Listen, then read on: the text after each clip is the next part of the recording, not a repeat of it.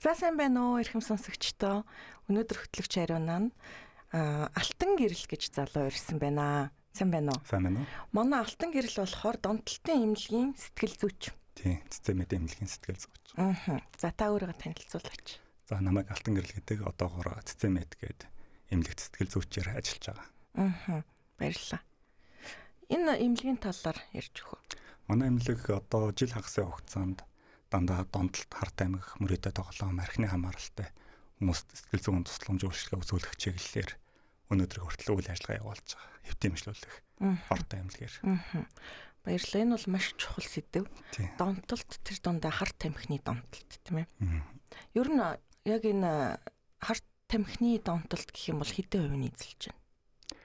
Ер нь харт тамхины донтолт чинь ер нь нийгэмд нэлээд тийм хаалттай байдаг. Тэр болгон хүмүүс бас эмчилгээ үйлчлэгээ авъя гэж боддгоо болохоор ер нь нэг 10-20% нь бол харт тамхины донтолттой. Тэгээд тийм хүмүүс эзэлдэг. Гэхдээ нөгөө эмнэлгийн одоо нэг бүрэлдэхүүнээр нь үзэхэд бол маш олон тийм харт тамхины донтолтой хүмүүс нэг дор эмчилгээ үйлчлэгээ авахд бас жоохон хүндрэлтэй байдаг учраас тэр нь бас нэг талаас зөв гэж бодож байна.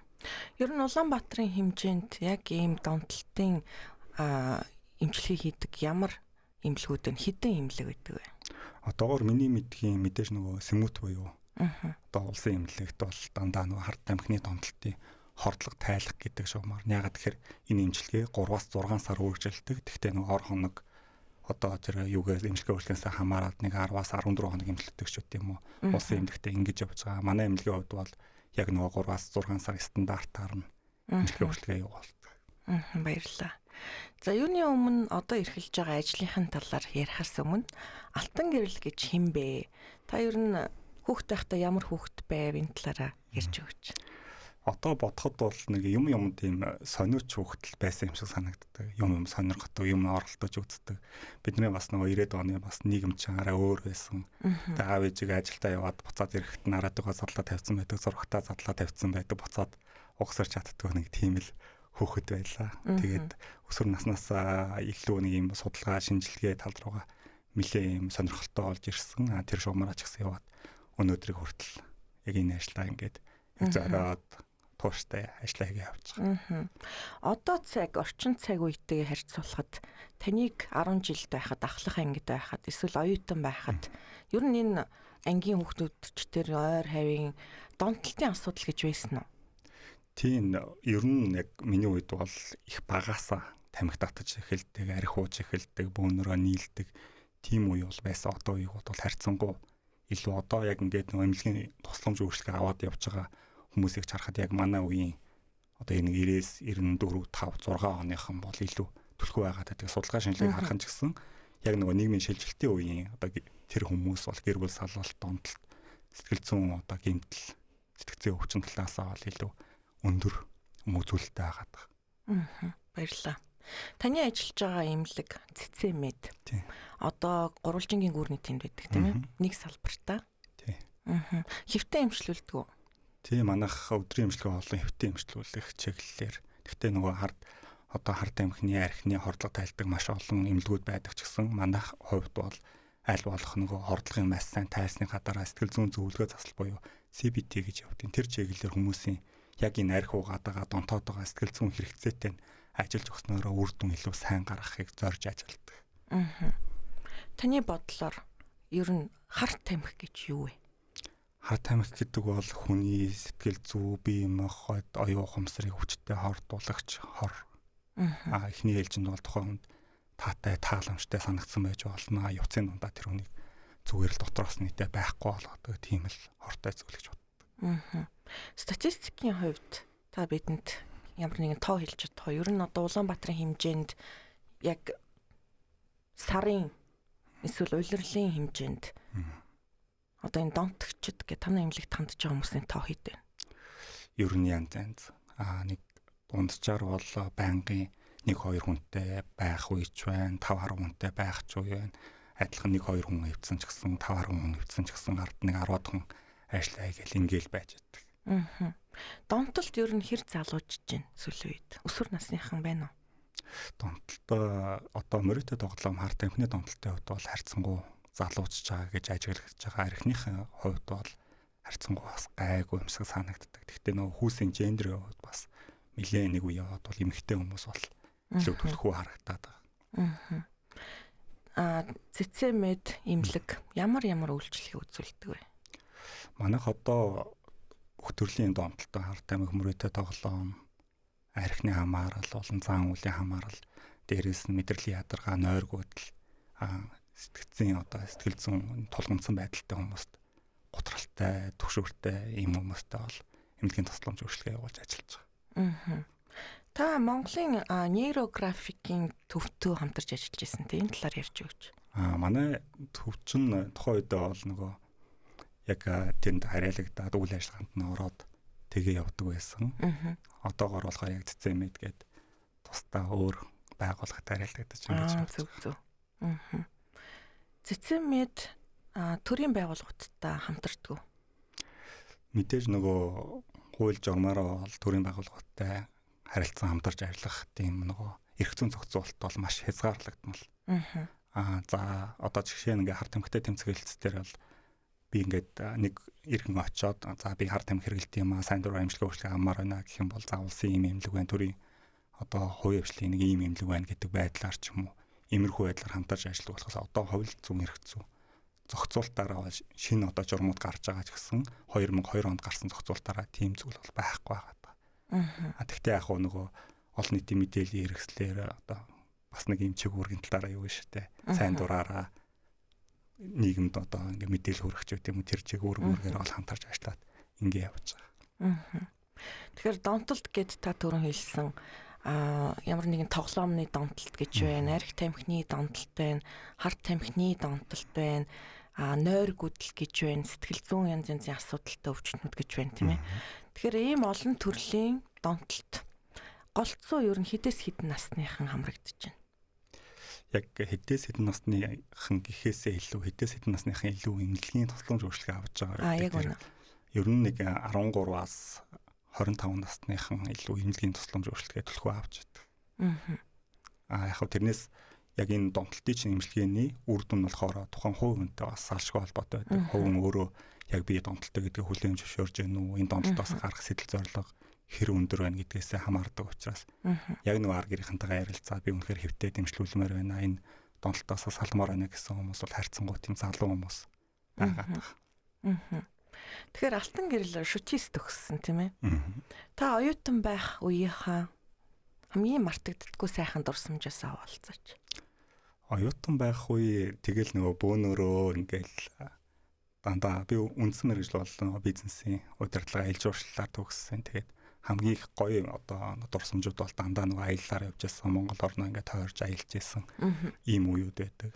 Миний хувьд бол яг 2 дахь мэргэжил буюу одоо сэтгэл судлал чиглэлээр магистр хамгаалахдаа нөгөө бакалаврын түвшний ингээд эзэмшил зөх мэдлэгээ авсныхаа дараа юун дээр орж ирсэн. Одоо магистрийн төвшний мэдлэг аваад тэгээд одоо яг хуваарай зөвлөгөө, эмнэлэг зөвлөгөө өгөөд нэг ойролцоогоор 5 жил тасралтгүй үйл ажиллагаа ингэж явуулж байгаа.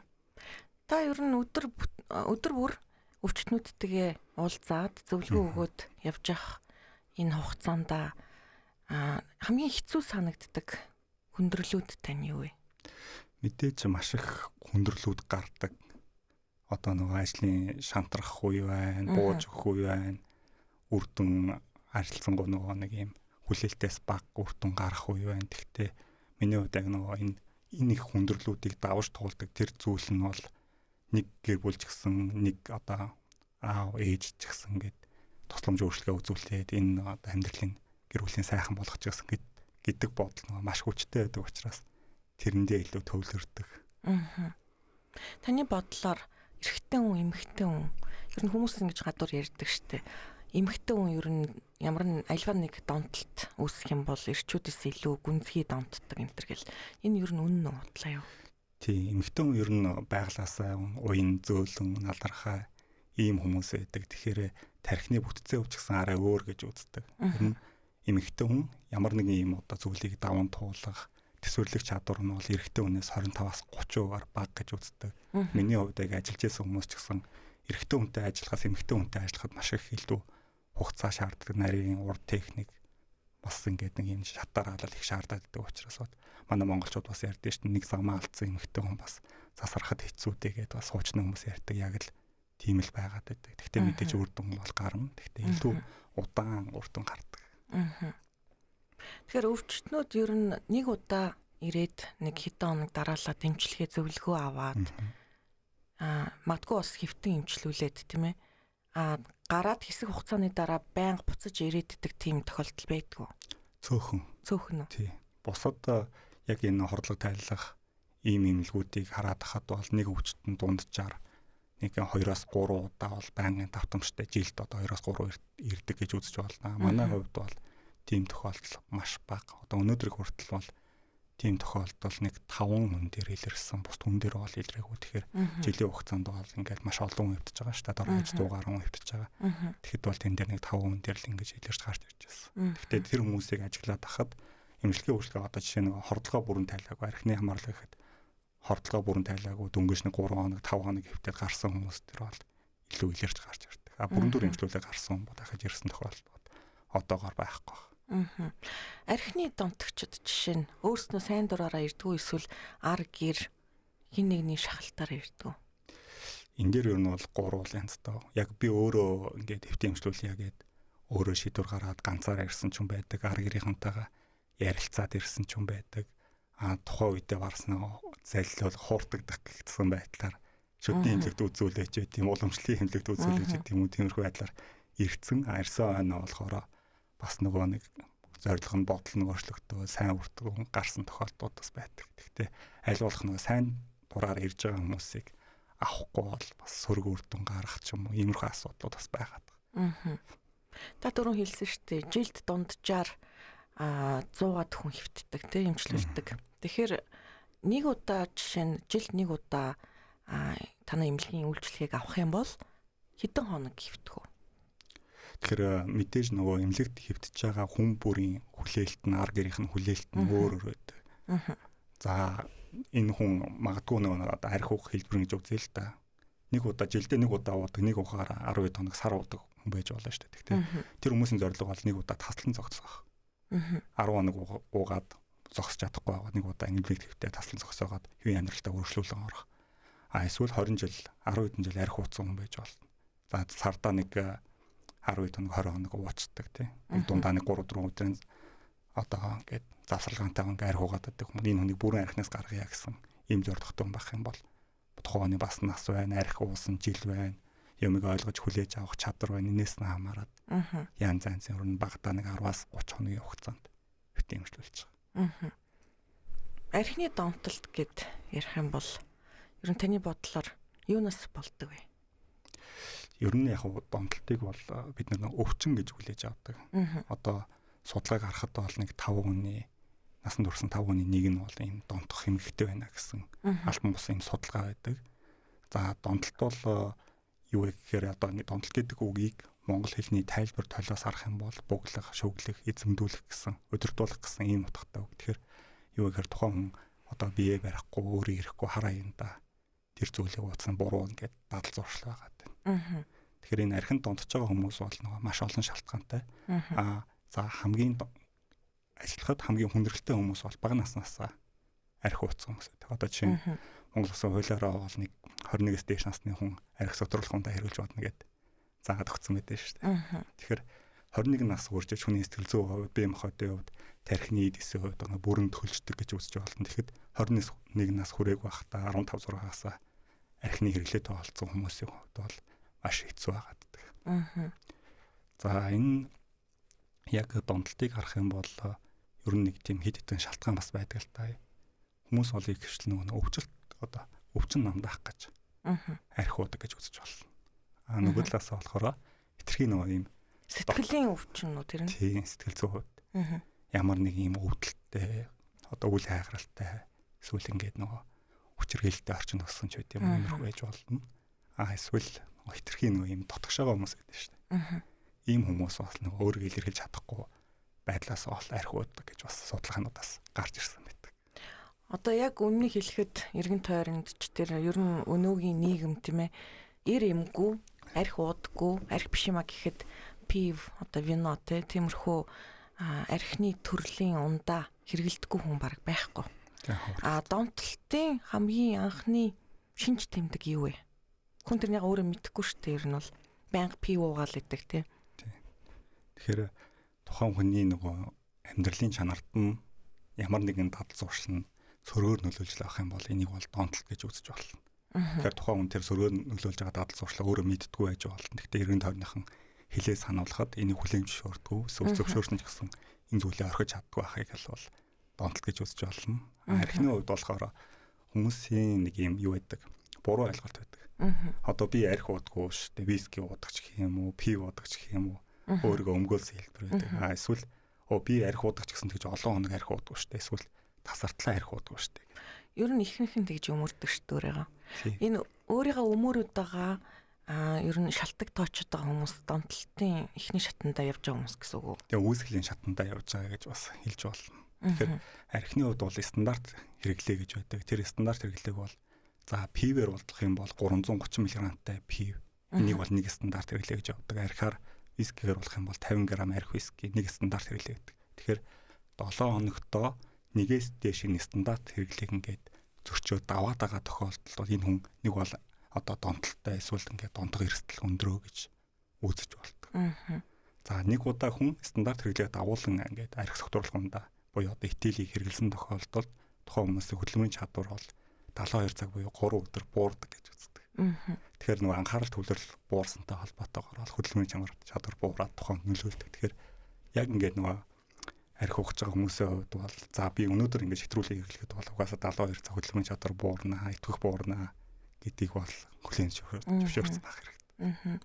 Магадгүй манай сонсогчдын дунд мэдрэлийн ядаргаанд орцсон, нойр хөдөлтэй учраад ер нь маш удцсан, магадгүй хэдэн жил ч юм уу, хэдэн сар болцсон ийм хүмүүс байвал та юу гэж зөвлөмөр вэ? Ер нь эхний ээлжинд бол дандаа эмнэлгийн тусламж үйлчилгээ авах шаардлагатай. Мэргэжлийн хүний эмнэлгийн. Тэгхгүйгээр ер нь яг нөгөө донтолтой хүмүүсийн хувьд бол хэд хэдэн нэг юм одоо онцлог байдаг. Тэрний нэг онцлог нь болохоор үүсгэл байдаг. Одоо би өөрөө болчихно, чадчихна, тэгж байгаа гайгүй болчихно. Ар гэрийнхандаа ч гэсэн хэлж байгаа байдал нь бол би тэгж байгаа зүгээр болчихно. Одоо ахиж тийхгүй гэхэд одоо нөгөө арх уухгүй гэсэн бодол чинь шаардсны маргаашийн бодол гэдэгтэй адилхан.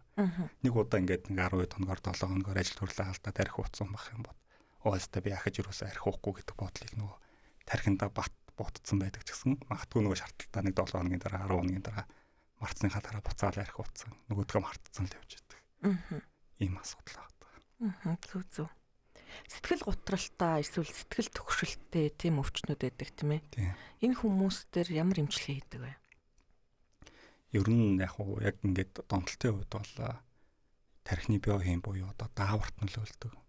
Тэр нь юу вэ гэхээр хүний сэтгэл санааг өргөдөг үндсэн 4 одоо даавар байдаг нь допамин, серотонин, эндорфин, окситоцин гэсэн 4 даавар хүний сэтгэл санааг байнга өргөж яадаг. Энэ дааврууд нь бол ингээд тархины одоо тунгалгийн булчирхаанаас ч юм уу ингээд ялгарч яадаг ийм 4 төрлийн даавар. Тэгэхэд арх уухад энэ 4 төрлийн даавар маш өндөр хэмжээгээр өсч өгдөг. Тэгэхээр нөгөө хүмүүс чинь ингээд санаа зовох зүйлдгүү болол өөртөө ихтэй болол дотор уужрал онгоогоол нүүр амуулаагаал ингээд ирдэг гэсэн. Тэгэхээр энэ 4 төрлийн даавар арх уухаар өсч өгөөд арх уухад мэдээж нөгөө нэг үлхэн гараад шартаад ирэхээр буураад өссөн хэмжээгээр буураад өгчгөр хүний сэтгэл санааг адреналин буюу кортизол энэ хоёр даавар бол хിവэрэ байж байгаа учраас айдас түгшүүр эргэлзээ сөрөг бодол ингээд орж ирэхээрээ сэтгэл зүйн шаардлалт нь бол өргөжлөө явдаг гэсэн. Тэгэхээр удаан хугацаанд арх ууцсан хүний хувьд бол нөгөө сэтгэл санааг өргөж дааврууд нь одоо шавхагтай багассан учраас бол маш өвчтэй готрол юм уу төгшөлтөнд орж өгдөг, төгшөөртөнд ордог. Ийм байдлаар бол нөгөө хүний сэтгэл санаанд бол удаан хугацаанд нөлөөлөөд за хамгийн багадаа арх уухгүй байгаа 3-аас дээс сар явж хагаад тухайны даавар хэвэн болох хэмжээнд хүртэл ингэж тэгж их нөгөө тархины дааварт нөлөөлж өгсөн байдаг. Энийг яг уу дахиад хэлэх үү? За.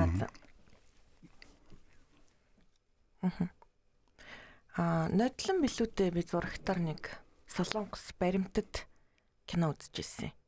Тэр нь ямар сэдвээр байсан бэ гэхэлэр ингэж байгаа юм. Эцэг эхүүд өсвөр насны хүүхдүүдээ ерөөсөө өрөөнөөс нь гаргаж ирж чадгаа эцэн тоглоомд онцдсан. Хаалгаа онгоолохгүй төгч чинь. Тэгээ бүр ингээд яг агууны бүр зэрлэг хүн шиг ус гизэг нь ургаад амар болоод humс нь бүр маш урт олцсон тий. Бүр яс арьс болоод ингээд турцсан. Хоолж итгий үйцэн. Тэгээл нөгөө гар утсыг хурааж авах орлого хийх юм бол аав ээжтэйгээ зодтолтол орилж ашгарал бүр яг галзуу хүн шиг ийм бичлэгүүд төр Солонгос реалити шоугаар гарч ирсэн байхгүй. Ийм өвчтнүүд манай Монголд ер нь байна уу? Мэдээж байгаа. Ер нь бол нөгөө одоо гар утасны дэлгэцийн хамааралгаа ярьлаа шүү дээ. Тэгэхээр дэлгэцийн хамааралт хүн яагаад ийм донтолтой хамааралтай болдог вэ гэхээр ганцаардалтай сэтгэл готролтой хүмүүс бол их хөвчлэн ийм дэлгэцийн хамааралтай болдог. Донтолт нь өөрөө буцаад нөгөө хүмүүсийг ганцаардал сэтгэл готролтой болгодог гэсэн үг. Тэгэхээр энэ хоёр нэг тийм тойрог холбоо болоо явчлаа шүү дээ. Тэгэхээр ямар ч донтолтой хүн дээр яг адилхан юм зан төрхийн өөрчлөлтүүд бол гарч эхэлдэг. Уурлах, бухимдах, бие барьж чадахгүй, өөрийгөө хинж чадахгүй байх зэрэг. Ийм тохиолдолд манад ер нь ямар арга хэмжээ авдаг вэ? Хэрвээ эцэг их нь хүүхдэд дийлхээ хийсэн байвал яах вэ? Хэнийг дуудах вэ? Тэгэхээр насан турш хүн том хүн одоо насан туршгүй хүүхдүүдийн хувьд бол харилцан адилхан өөр. Мэдээж нөгөө асран халамжлах шийдэг утгаараа эмнэлгийн байгууллагад хандаад албатан байдлаар бол эмнэлгийн өөрчлөлтөө бол авч болно. Насан туршсан хүмүүсийн хувьд бол тодорхой хэмжээнд бүр нөгөө хяналтаа алдаагүй байх хувьд бол өөртөө сайн ярилцж байгаа дарга хэмжээ бас авч болно. Түүнээс бол нөгөө манай энэ ерөөсөө арх уугаад байна тий. Та нар ирээд энэ хүнийг авчаач гэж байт юм уу цагдаа дуудаад өгөө уулыг танай аймаг дээр очиод хэвдүүлчих гэдэг юм уу. Тэгэхээр насан туршсан хүний хувьд бол зөвхөн нөгөө шүүхэн шийдвэрээр л албатан байдлаар эмчилгээ авдаг ч гэсэн тэр нь бол мэдээж нөгөө шүүхэн шийдвэрийн харьяа одоо тэр байгууллагуудаараа бол албатан эмчилгээ бол авч байгаа. Миний тэр үтсэн яг Солонгос нэвтрүүлгээр болохоор шууд сэмүүтэд ч юм уу тиймэрхүү эмнэлэгт хэвтүүлэхгүй өөр арга хэмжээ авсан надад тэр нэг зөв санагдсан. Ийм хүүхдүүдэд өсвөр насны хүүхдүүдэд зориулсан цэргийн алба шиг юм хаалгаж байгаа байхгүй. Нэг билүү 2 сарын хугацаанд эцэг эхтэй нуулзуулахгүй бүх мэдээж нөгөө хамааралтай гар утас дээр iPad бүх юм хурааж авч байгаа юм л та. Тэгээ газар шорооны ажил хийгээд мод тариад юм оёод тий цэвэрлэгээ хийгээд тэгж хүчээр албатан эхний 7 хоног нь эсэргүүцэл нөгөө төлж муухай ажиллал 2 дахь 7 хоног бас томоожод эхэлж байгаа байхгүй. Тэгээд сарын дараа хөөрхөн ингээд бондоцсон хоол иддэг болцсон. Буцаад хэвийн байдалд ороод ээж аав дээр очиж байгаа би тийм баримтат кино үзээд бодож ирсэн. Манай Монголд тийм газар байхгүй тийм. Тэгээ одоогор бол тийм газар бол байхгүй. Тийм газар байгуулахын тулд одоо жишээ нь хувийн эмнэлгүүд те донтолтын эмнэлгүүд энэ төр ямар нэгэн санал тавих ёстой юм. Тийм төрийн бус байгууллага, хувийн хвшлийн байгууллагын зүгээс бол тодорхой хэмжээний нөгөө төрийн байгууллагуудаа улс төрийн шийдвэр гаргадаг хүчнүүдээ ямар нэгэн байдлаар бол одоо нөгөө санаагаа илэрхийлэх тийм арга хэмжээнүүд бол манай эмнэлгийн хувьд бол маш сайн одоо нийгэмд нөлөөлөх байдлаараа бол явж идэг. Энэ ер нь яг энэтэй холбоотой бас төрийн байгууллагууд илүү нөгөө улсын байгууллагуудаараа чиглэсэн юм санаануудаа энэ чиглэлүүдээ гаргаж өгвөл бас илүү үр дүнтэй юм болов уу гэж боддог. Танай эмнэлгийн хувьд тийм онц гойд сонирхолтой одоо энгийн биш сонин донтолттой хүмүүс хандж ирсэн одоо жишээ нь эмчээ би одоо ингээд хоолны донтолттой болчлоо ч гэдэг юм уу. Тий ер нь одоогор бол ер нь бүх төрлийн донтолттой хүмүүс бол ирдэг. Зарим яг эмнэлгийн нөхцөлд бол хэвтийн эмчилүүлэх шаардлагатай хүмүүсийн хэвтийн эмчилүүлээд шаардлагагүй хүмүүсийн гадуур зөвлөгөө өдрийн эмчилгээгээд тэрэнд нь хамаарат явж байгаа. Ер нь одоогор бол бүх төрлийн донтолтой хүмүүс бол хэвтийн эмчилүүлсэн жил гарны хугацаанд бэлгийн гаж донтойж байдаг, хооллох, эмгэх, эмнэлэгтэй эмгэгтэй хүмүүс байж байдаг. Гэтэ энэ хүмүүсийг бол зарим нь тусгаарлаад ганцааргийн өрөөнд байлгах нь байлгаад нэг ганц нэг хоёроор бас хэвтийн эмчилүүлээд тэрэн дээр нь илүү их чиглэж ажилладаг. Танай хамт олон ер нь гадагшаа туршлага судлах эсвэл ямар нэгэн туршлага солилцох тийм зорилготойгоор яг энэ чиглэлээр явж хамтарч ажиллаж ирсэн нь гадны байгууллагуудтай. Одоор анх ер нь эмнэлэг нэгдгээс авахгүйлаад Японы эмнэлгүүдтэй бол туршлага солилцохоор одоо хүртэл судалгаа ямар төвшөнд хамтран ажиллах зүгээр гэдэг тал дээрээ ийм одоо шинжилгээний тал дээрээ явж байгаа. Харт тамхины донтолт энэ бол маш чухал сэдв тийм ээ. Таны бодлоор одоо юуны өмнө эцэг эхүүд юун дээр анхаарах хэрэгтэй юм? Энэ юу гэдэг донтолтон дээр нэг юм харахнууд дээр хийсэн 1970-аад оны судалгаа байдаг. Тэгэхээр харахнуудыг болохоор хоёр бүлэгт хуваагаад нэг бүлэгт нь болохоор илүү нэг юм бүх зүйлийн элбэг хангалуун өгөөд илүү харахнууд хоорондоо ингэж тоглож наадах тийм бүх нөхцөлийг нь бол ингээ хаагаад өгцөн. Тэгтээ хоол хүнс тижэл нь бол бүгдийг ингээ элбэг хангалуун өгцөө. Нөгөө талд нь болохоор харахнууд хоорондоо тоглох, хоол хүнсээ булаацалдаг, хоол хүнсээ ингээ ирж хаахын боломжуудыг олгож өгөөд хоёуланд нь адилхан нэг зүгээр энгийн ус нөгөөхөнд нь болохоор хар тамхитай усыг бол тавиад өгсөн. Тэгэхэд нөгөө эхний бүлгийн одоо тэр нэг бүх зүйлийн элбэг хангалуун хоорондоо харилцах боломжгүй бүлэгт байсан харахнууд бол энгийн ус гэсээ илүү дандаа мансууруулах бодистой усыг ууж исэн. Хоёр дахь бүлгийн харахнууд бол ерөөсөө дандаа энгийн усыг уугаад мансууруулах бодистой усыг бол ууж өгөхгүйсэн. Тэгэхээр энэ нь бол нөгөө нэг талаасаа бол гэр бүлийн өсч хүмүүжлийн одоо хүрээллийн ийм асуудал бас байгаад байна. Тэгэхээр гэр бүлийн хувьд нөгөө анзаараад хахад хүүхдүүдтэйгээ ингээд нөгөө хилэн далангуй нээлттэй чөлөөтэй байж чаддгүй ярилцдаггүй одоо нэг юм дотгошоо гэж ярьдэн шүү дээ. Тийм аав ээж нь ч хоорондоо нэг тийм бүрэн дүүрэн ярилцдаггүй сэтгэлийн одоо гүнд байгаа асуудлаа хуваалцдаггүй хүүхдээ одоо яаж яа юу хэцүү юу болохгүй байх гэдэг бүрэн дүүрэн анхаарч чаддаггүй эсвэл ингээд нөгөө хаяад явцдаг орхиод явцдаг иймэрхүү талд бол нөгөө донтолтонд нэрвдэг магадлал бол маш өндөр байна. Ер нь яг донтолтонд урж байгаа хүмүүсийг харахаар хоёр туйл байдаг. Нэг болохоор нөгөө материалын талаас нь бүх зүйлийн элбэг хангалуун байгаад тоол өмсөс зөв хийдэж уух бүх зүйлийн элбэг хангалуун байлгаад дээрэс нь нөгөө өмнөөс нь дандаа шийдвэр гараа бие даах чадвар байхгүй болгоцсон. Ийм тохиолдолд бол дондох хэрэгсэл бол өндөр байдаг. Нөгөө тохиолдолд нь болохоор багаас нь одоо аав ээж хайлтыг нь хамааралтай донтолтой байсан, байнгын хүчирхийлэлд өөртөж өссөн, эсвэл байнгын нөгөө үл хайхралын хүчирхийлэлд өртөж өссөн ийм хүмүүс донтолт одоо нэрвдэх хэрэгсэл бол маш өндөр байгаа. За ер нь архины хамааралтай хүн байлаа гэж бодъё.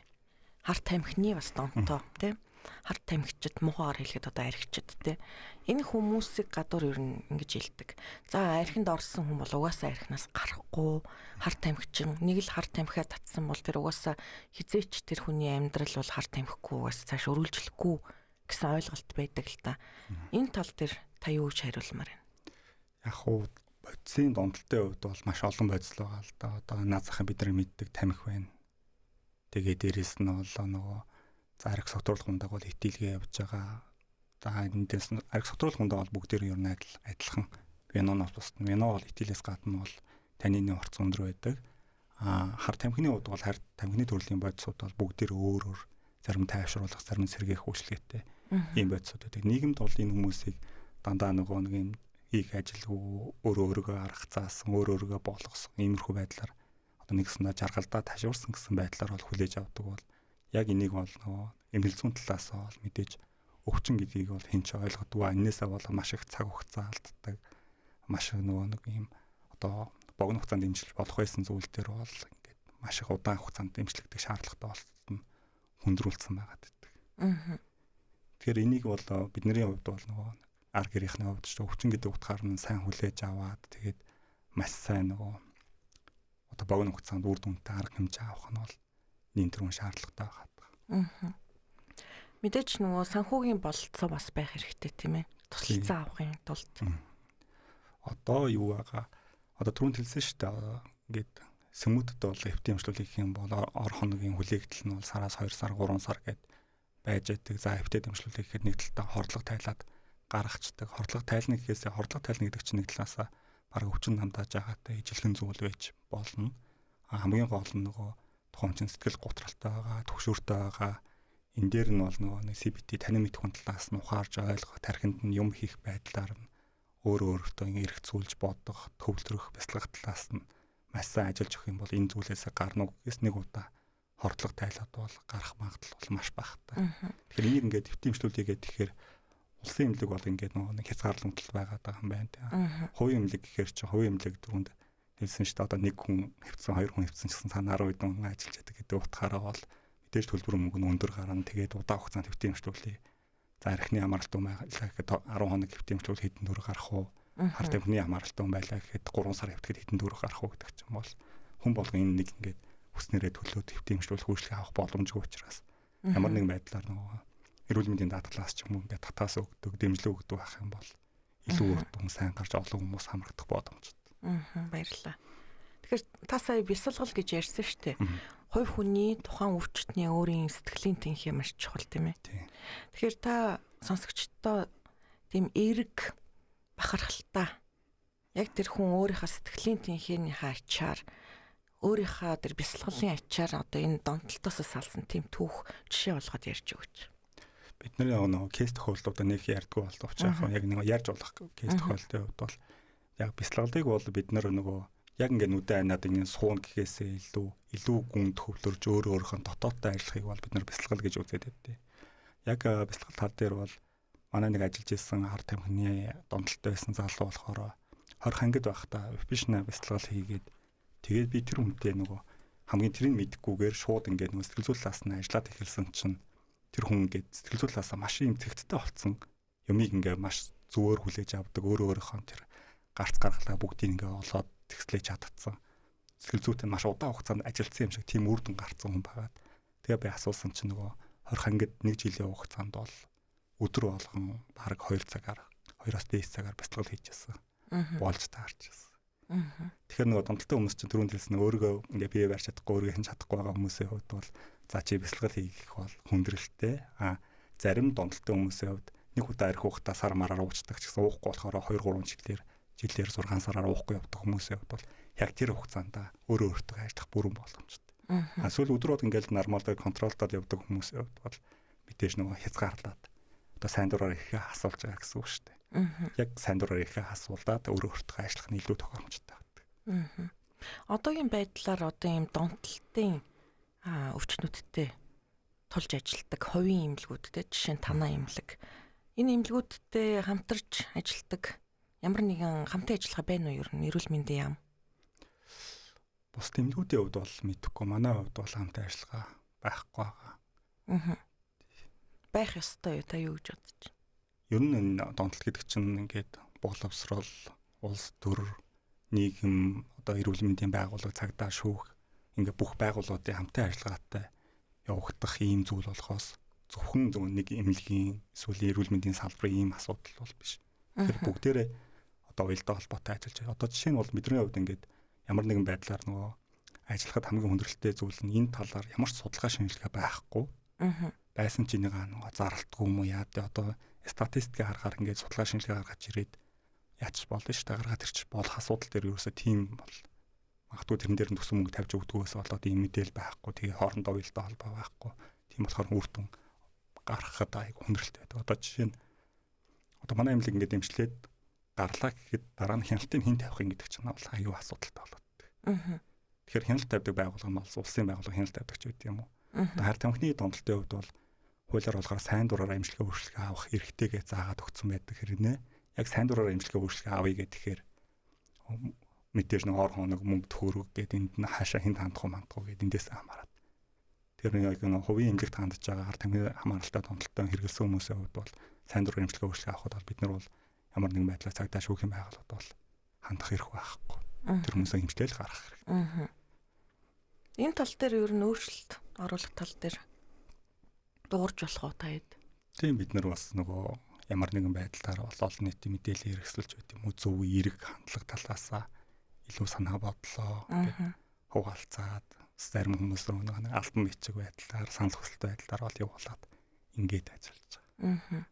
За одоо жишээ нь нэг өвчтөн байлаа гэж бодъё. Хар тамхины донтоо тий. Эмчлүүлээд гарлаа. Тэгээд сарын дараа ч юм уу 2-3 хоногийн дараа гэртээ очиод тэр өвчтний гэр бүл ямар тусалцаа үзүүлэх ёстой вэ? Ямар дэмжлэг үзүүлэх ёстой вэ? Өвчтний гэр бүлийн хувьд бол яг одоо нэг юм 20 эдтэй хүн байлаа гэхэд 20 эдэн жил ингээд хоорондоо харилцаа ингээд бат бүх суудсан ийм асуудалд насан турш хүнтэй одоо би манай хүүхэд өвдсөн байсан юм байна. Би ингээд хүүхдтэй ингэж харьцах хэрэгтэй юм байна. Энэ дээр нь ингэж ойлголцох хэрэгтэй юм байна. Ингэж ярилцаж сурах хэрэгтэй юм гэдэг бол маш хүндрэлтэй асуудал. Тэгэхээр тэр насан турш хүнтэй өөрөө өөртөө ажиллах тэр боломжийг олгоод тэр дадал зуршлыг л суулгахгүй бол гэр бүлтэй ажиллахад бол айгүй хүндрэлтэй. Биднээс чинь нөгөө дондогчтойгоо ингээд ажилласан хэрнээ гэр бүлийн цаана байгаа 3 гишүүнтэй ажиллана гэдэг чинь бүр илүү хүч хөдөлмөр бол шаардах ийм ажил болоо явчихдаг. Тэгэхээр гэр бүлийнхний хувьд хамгийн хэцүү нь дам хамаарал гэсэн зүйл байдаг.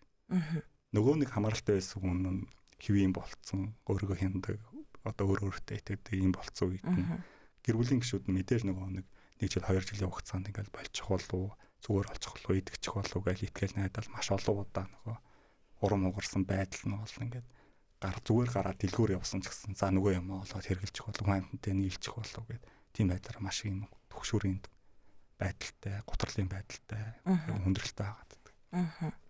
Донтолтын имлэг гэхлээр ер нь бол энэ нийгмийн бас хар бараан маш том хариуцлагыг танах үрж явж байгаа. Таны хамгийн бахархалтай мөч хизээ ирсэн бэ? Ер нь яадаг дөө үе дандаа гарч ирдэг. Ар гэрийнх нь би ингээд өстой ирүүл болоо сайхан болоод ийм байсныг би өстой сүүлийн 3 жил хараагүй мэн 5 жил хараагүй юм байна гэл сүүл хэсэг хугацааны дараа жилийн дараа 6 сарын дараа ингээл одоо өстой хайтаахан байгаа шүү дээ ажил төрлөөгээ сайхан явж байгаа шүү дээ. Яг энэ дээр л тийм бахархал төрдөг. Ажлын урам зориг ордог л та. Хоёулаа ер нь залуучууд тандад хэлэхэд бас дандаа гэгээлэг төгсгөл гэж байхгүй. Хар тамхинд донтох юм бол угаасаа хизээний цэгт өгдөг тийм ээ. Тэр бол угаасаа үнэн. Ер нь энэ тал дээр мессеж хүргэдэг хөө. Хар тамхины донтолтын хувьд бол яг нөгөө хугацаа байдаг л та. Хугацаа нь бол 8-аас 7 жил гэж 8 сараас 7 жил гэж явдаг. Тэгэхээр дунджаар хар тамхи хэрэглэдэг хүмүүс 8 сараас 7 жил насалдаг байхan. Тэгээд өгдөг байхan тий. Тэгэхээр энэ зүйлийг бол нөгөө нэг удаа гэж бол байхгүй. Ягаад тэгэхээр энэ зүйл чинь маш хүчтэй донтуулах, хамааралтай болох ийм одоо синтетик төрлийн бодис байдаг. Тэгэхээр энийг нөгөө өсвөр наснаас авахгүйлаа найз нөхдийн уруу татаа ч юм уу эсвэл нөгөө сониуц цангаасаа болоод нэг удаа хэрэглээд үзчихээ. Тэгээд ахиж хэрэглэхгүй юм чинь ч юм уу тэгэл болчих гэсэн бодлоор анх удаа хэрэглээд тэгээд хоёр дахь удаа хэрэглэж байгаа бол энэ хүн донтцсон байна гэж үзэж болно. Тэгэхээр энэ зүйл дээр бол тийм нөгөө гой сайхан юм ерөөсөө авахгүй. Хүмүүсийг ажиглаад ахад бол нөгөө ингээл барууны киноноос хараад нөгөө ингээл амар юм гангстер урлаг соёлын хүмүүс ингээл хар тамхи хэрэглээл тэр нь ингээл нөгөө хэрвээ тэр хүмүүс хар тамхи хэрэглэж байгаа ингээд бусдад харагдуулах юм бол гой сайхан харагдана гэж боддог, кул харагдана гэж боддог.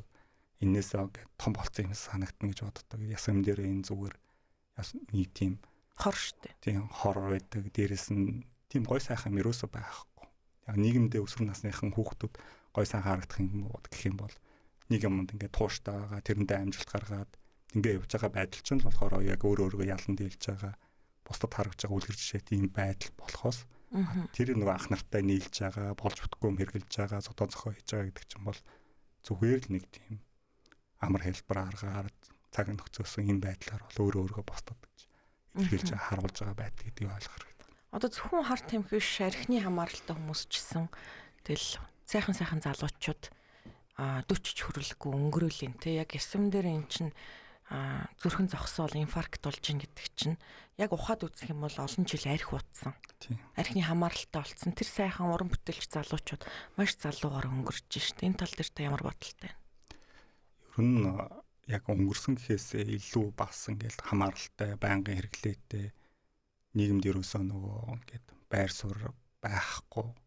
Тэр чинь нэмээ алдагдсан боломжийг өртөг гэдэг талаасаа бол тухайн ингээд сурж боловсрох, гэр бүл зохиох, ажил хөдөлмөр эрхлэх, өөрийнхөө хүсэл мөрөөдөлтөө ингээд хүрэх ийм боломжийг ингээд алдаад ингээд явж байгаа гэдэг бол маш харамсалтай зүйл байдаг. Одоо эмнэлэгт ингээд хандж байгаа хүмүүсийг харахад бол зав зөвхөн архин дээр харахад бол түнж 20 эдтэй гадаад дотоодод сурсан өөрөө ингээд одоо байгууллагада нийгэмд маш том байр суурьтай ч гэсэн ингээд эрэгтэй эмэгтэй хамаагүй донтолтой болсон, хамааралтай болсон, шаналаа зовоо явж байгаа хүмүүс бол байдаг. 50 60 гарцсан ах нар бас ингээд хэрэглээтэй ах нар байдаг. Өөртөө бол ойлгохдоо нөгөө би одоо нөр хүүхдээ ингээд удаан харагдмаар байна, сайхан амьдрмаар байна, ах нь үнэхээр ингээд хэцүү ингээд зовлоо сүүлийн жил ийм хэцүү байдалтай байлаа гэсэн тэрийг ойлгоцсон юм хүмүүс байдаг.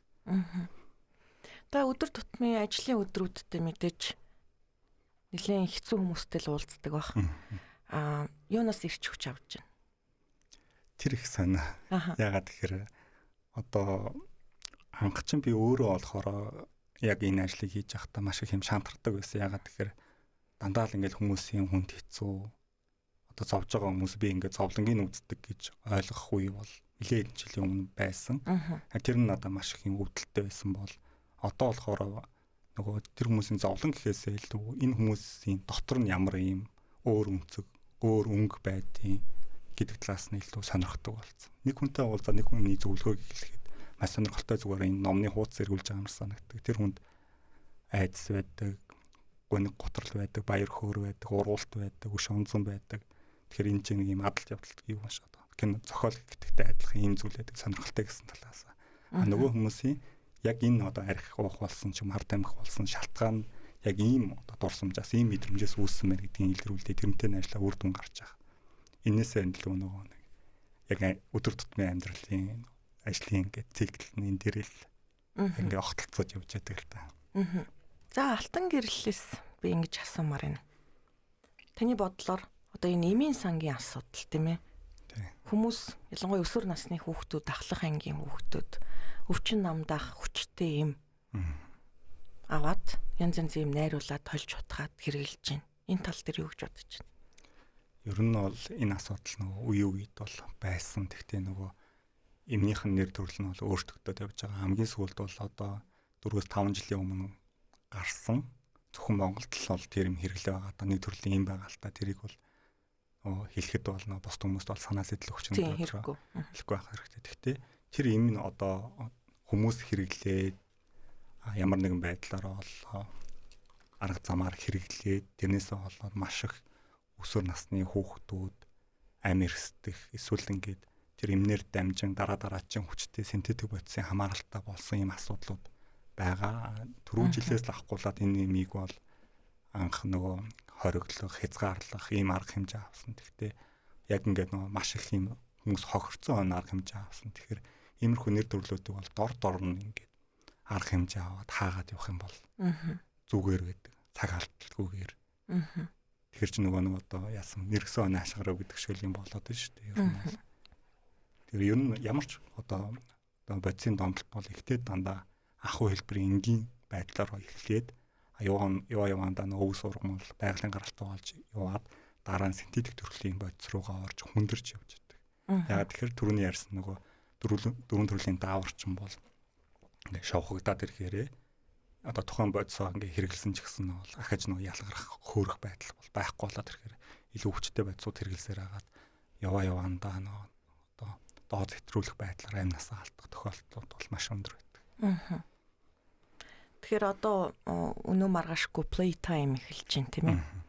За энэ сайхан фестивал ер нь бол залуучуудын дунд хүмүүс догтлол хүлээж байгаа бах. Гэтэ бас нөгөө нэг донтолтын асуудал гарч ирнэ тийм ээ. Тэгэхээр азар гэтэ ер нь бол энэ ташрамт хэлмээр энэ манай хууль хүчний байгууллагууд харт амьгтаа тэмцэх хүчний байгууллагууд маш сайн ажилдаг. Тэгээ яг иймэрхүү зуны янз янзын баяр наадмаар хяналт бол маш сайн байх баха. Энэ дээр бас хүмүүс анхааралсаа тий.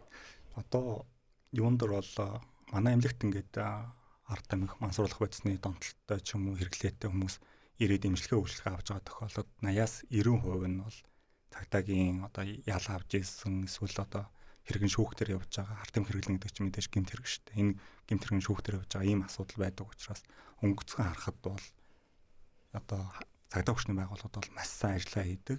Одоо энэ нэг ивентүүдээр мэдээж нөгөө амьд хөгжим сонирхдаг урлаг соёлын ингээл энэ дээр бол нөгөө хэрэглээ байдаг нь бол угаасаа хүн болгон мэддэг хэрнээ энэ дээр цагдаа хүчнийхэн хяналт тавьдаг ч гэсэн бүрэн дүүрэн бас хяналт тавихад айгүй хүндрэлтэй байдаг. Яагаад тэгэхээр архиуцсан явж явах юм бол хараад энэ архи хүндэрч чинь энэ хүн архиуцсан гэж мэддэг ч гэсэн хард тамхи сэтгцэд нөлөөхийн бэлтгэлээ бод бол энэ хүн хэрэгэлсэн байдгийг заавалчгүй шээсээр нь үсээр нь ингээ тест шинжилгээ хийж ээж гарч ирдэг болохоор бүрэн дүүрэн 100% хяналт тавихад айгүй хүндрэлтэй. Тэгэхээр ер нь залуучуудтай хандаж хэлэхэд энэ муухай донтолтод битгий живээрээ эргээд буцах зам ер нь баг байдгүй шүү л гэж хэлмээр энэ тийм. Тэгээд энэ одоо хар тамхи мансууруулах бодисын хувьд бол энэ хэрэглээ байгаа тохиолдолд бол мэдээж гэмт хэрэг хэрэгжилж үзсэн хууль бусаар олж авсан худалдан борлуулсан хэрэгэлсэн гэдэг чинь гэмт хэрэг шүү дээ. Тэгэхээр энэ гэмт хэрэг рүү ороход цаана үргэлжлээд маш олон гэмт хэргийн одоо эрсдлүүд бол энэ тухайн хүнийг дагаж идэг гэсэн. Залилуулах, мэхлүүлэх, хүчрхийлүүлэх. За эндээс нөгөө санхүү мөнгөний хувьд нөгөө бодисоо ингээ хамааралтай болцсон, нөгөө бодис нь маш хүн юм үнэтэй учраас мөнгө төгрөг олох гэж бас хулгай дээрэм хийх, бие үнэлэх иймэрхүү эрсдлүүд бас өндөр байдаг. Тийм хүрээллийн хүмүүс бас маш олон болцсон байдаг учраас одоо нийгэмд гадар болоод байгаа онц хэрцгийн одоо гэмт хэрэг аллууд бол цаана бас иймэрхүү маш олон тохиолдол энэ харт амьсгад нөлөөлөх энэ үйлдэл томтолтой хүмүүс үйлдсэн байдаг. Нийгэмд энийг тусгаад одоо нууцлаад хэлдэг боловч. Тэгэхээр энэ бүх эрсдэлтүүд бол тэр хүнд ингээд нэг удаа хэрглэж үзэхдээ наан цахын ингээд одоо нэг юм тохиолдол байдаг л та. Нэг охин найзтайгаа явж хагаад хоёр найзтай нь уулзсан чинь нөгөөдг нь 0-д ингээд ямар нэг юм тарьж исэн гэж байгаа. Тэгээ чи одоо бит хоёрыг ингээд харцсан юм чи. Одоо өөрөө тарь. Тэгэхгүй бол ингээд бид нар ингээд яана. Чи бид нарыг ингээд матчиж магадгүй гэсэн байдлаар тэр хүнийг нэг удаа хэрэглүүлээд онтуулсан. Тэгэхээр харах төдий тэр хүн эрсдэлд орж байгаа. Ийм асуудал бас өндөр. Аа. Нийгмийн ажилтнууд хороо дүүрэг гэж ярих юм бол ер нь хамтран ажиллах ямар бололцоо байна? Хувийн эмнэлгүүдийн зүгээс одоо та хэдийн маань зүгээс хамтран ажиллах ямар нэгэн тийм санал тавих төлөвлөгөө байгаа юу? Яг бид нар бол нөгөө бас төрийн бус байгууллагуудтай хамтарч ажилладаг. Төрийн бус байгууллагууд нь бас хороо дүүрэг байгууллагуудын одоо удирдлагууд, хүний нөөц, нийгмийн ажилтнуудтай ингээм хамтарч ажилладаг. Энэ байдлаараа нөгөө юм дан байдлаар бол хамтарч ажиллаад ингээ явж байгаа. За 10 жилийн сургууль гэдээ ярьж байна. Тэгэхээр одоо хүмүүсийн ойлголт бол зарим сургууль дээр маш их юм хэрэглээ ихтэй байна, хүрээлэн ихтэй байна гэд яг нэг одоо донтогчийн ард судалгаагаар 20 донтогч бол байдаг гэсэн. Нэг хүн донтогч болоход 20 хүнийг татаа оруулдаг гэсэн ийм судалгаа байдаг. Энэ зүйл чинь өөрөө нэг үндэсний аюулгүй байдал гэдэг талаасаа нэг хүн 20-ыг оруулна, 20 нахад 20-20-ыг оруулна гэдэг ингэр чинь стаалзны турш ингээд нэмэгдээ явчихдаг.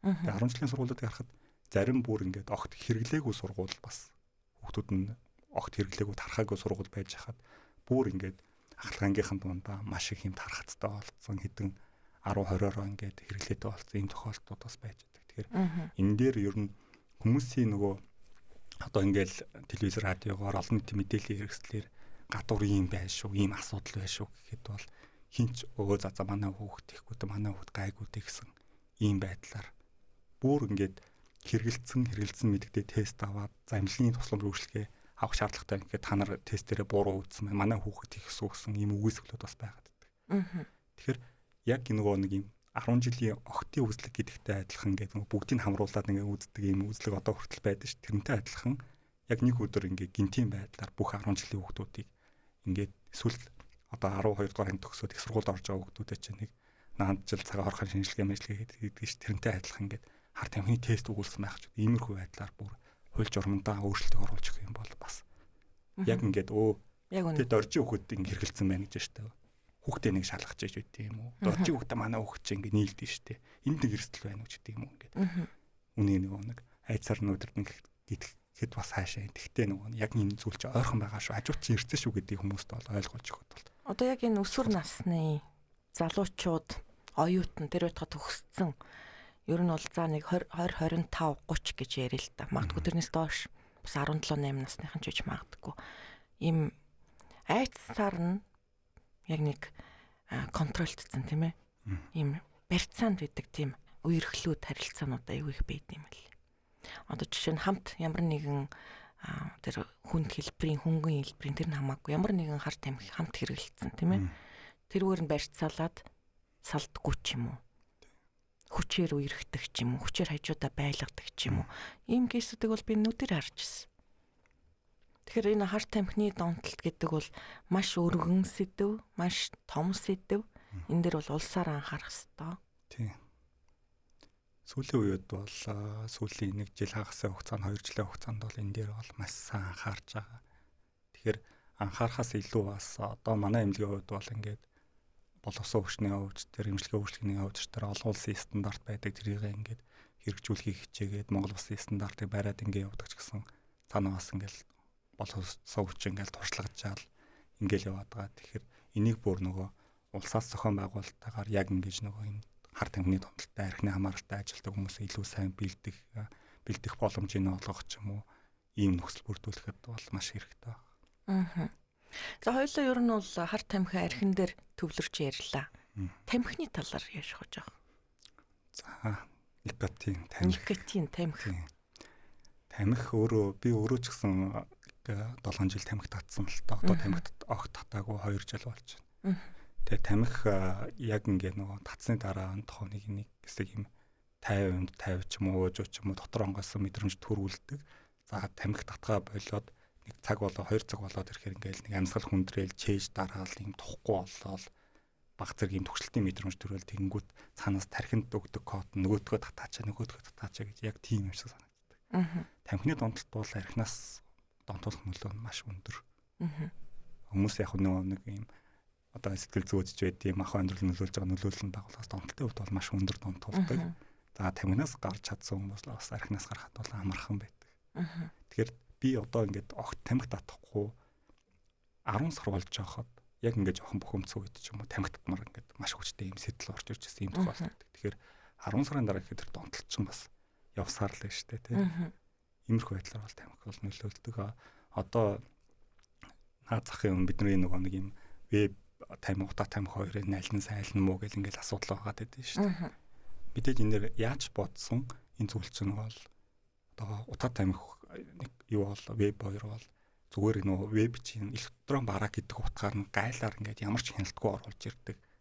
Тэгээ энийг нь мэдээж нэг хамгийн олон соролттой хамгийн амтхныг оруулж ирж байгаа учраас хамгийн чанар муутайг нь оруулж ирээд хэдэн дахин нуглаа зархаал боддог. Энэ дээр бас тодорхой хэмжээний хяналт бүр бойлуулах ч юм уу хяналт авах ч юм уу ядаж нэг Европын холбооны олон улсын стандарт хангасан бүтээгдэхүүн оруулж ирэх ч юм уу иймэрхүү асуудлууд бол байхгүй бол бас болохгүй юм санагдав. Адилхан л онцлог. Яг үнэ. Тэгэхээр ер нь бол их баг чухал биш чухал гэсэн тийм юм ер нь байхгүй донтолт бол донтолт. Танай имлэг нэг дор хідэн өвчтөн хүлээн авч хэвтүүлэх боломжтой чадвартай. Манайхаа яг имлэг бол 25 ортой. Тэгэхээр 25 нэг дор хэвтээ имжлүүлэх бүрэн болгоомжтой. Баярын өдрүүдээр ажилтдаг уу? Янз. Одоо түрүүнд нэг юм сэтгэл ханамж ярьсан шүү дээ хүлээлт ярьсан. Тэгэхээр нэг хүн одоо яг 7 сар дөнгөж гарч байна юм хүлээлттэй энэ хүн ингээд гэр бүлийн хүн ч юм уу эсвэл би ч юм уу ингээд архинаас гармаар байна, ард түмнээс гармаар байна гэд.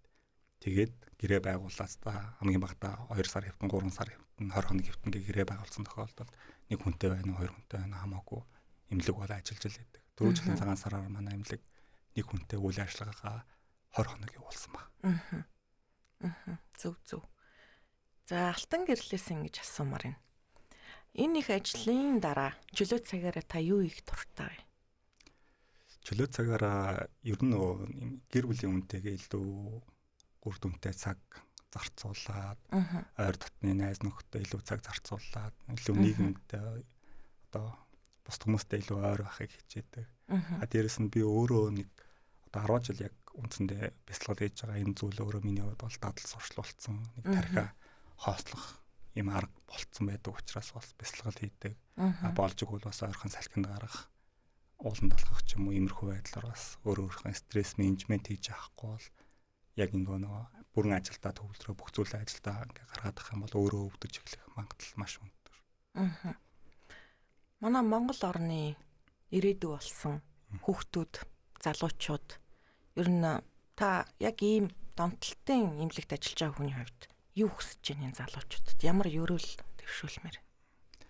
Миний ингээд ажиллаж байгаагаар бол манай юм залуу үеийнхэн бол маш юм сайн байгаа, илүү юм хөөжих, одоо боловсрох юм тэмүүлэлтэй бүх зүйл нь ч гэсэн мэдээж нөгөө нээлттэй болцсон. Одоо миний хувьд гэхэд чинь интернет одоо өссөн одоо хилээ сурах, боловсрох юм мэдээлэл авах ямар ч боломж байгаагүй шүү дээ. Тэгээд наад захын сургуулийн номоос авардаг, сумын төвийн номоос авардаг, тэнд нэг хэдэн ном байж байгаа юм болцсон. Тэгэхээр тэр одоо өсвөр насныхны ч юм уу бидний одоо хойж үеийнхэнд бол бүх зүйл боломжтой нээлттэй болцсон. Тэгээд тэрэн дээрээ ч гэсэн ингээд маш юм онцгой хичээдэг, юмыг өөрөөр хардаг, өөр өнцгөр бодож сэтгэдэг ийм талууд бол ажиглагдж байдаг. Тэгэхээр мэдээж нэг нийгэмд аль ч нийгэмд байсан сөрөг үр дагавар асуудлууд байдаг ч гэсэн манай одоо өсвөр залын үеийнхний хувьд бол илүү гэрэлттэй юм шиг санагддаг. Танай имлэгийн хамт олон нийт хэдүүлээ вэ? Одоогоор юу яаж байгаа? Бид нөгөө нэг яадаг л та хүн нэмэгдээд ирэх юм бол мэдээж нөгөө орон тоондоо цагийн ажилтан ч юм уу нэмэж авч байгаа. Одоо байнгын нэг 8-аас 9 хүн бол байж байгаа. Үйл ажиллагаа явуулаад. Энэ донтолтын эмчилгээ хийж байгаа донтолтын энэ өвчтнүүдэд тусгай ямар нэгэн хоол өгдөг үү? Ямар хоол идүүлдэг вэ? Мэдээж нөгөө эмнэлгийн орчинд чинь бол ялч улсын юм байна. Хувийн эмнэлэг бол адилхан стандартаар хооллдог. За ингээд ороо хоол гэхэд 17 цагаас ч өгдөг ч юм уу иймэрхүү байдлаар бол үздэг. Техний ээлжинд хүмүүс нөгөө тасгад хэцүү байдаг. Яг донтолтой хүмүүс чинь хоолны дуршил маш их буурсан байж байгаа. Хордлого тайлагдаад ирэхээр дуршил арай өндөр болдог. Тэр үед нь бас айл болох үе хатан байхыг хичээдэг. Архины хамааралтай хүмүүс бол зарим ихэнх хүмүүс магадгүй нөгөө нэг юм архины дуршил бууруулах бас эмчилгээ хийдэг учраас бол тэрэн дээр нь эсвэл юм өгч болохгүй гэсэн бас нарийн анхаарах зүйлүүд бол маш их байдаг. За баярлалаа. Манай сэтгэл зүйч Алтан Гэрэл эфирт хүрэлцэн ирж цаг зав гаргаад ийм сайхан ярилцлага өгж залуучуудаа анхаарал өгсөнд баярлалаа. Тэгээ танд ажлын өндөр амжилт хүсье, эрүүл энхийг хүсье. Та сонсогчдод зориулаад ямар үг хэлмээр вэ? Ер нь яг ингээд хувь хүн болгон өөрөөр ингэсэн зоригтой тэрнийхээ араас ингээд тууштай явдаг, хичээдэг юм байгаасаа л гэж боддог. За гэр бүлийнхний хувьд бол хүүхдээ илүү ойр дотнойгаа сонсоод, ярилцаад иймэрхүү байдлаар бол нээлттэй чөлөөтэй байгаасаа гэж хүсэж байгаа. За маш их баярлалаа. Амжилт хүсье. За тань хамтлагч гэсэн амжилт хүсье. За баярлалаа.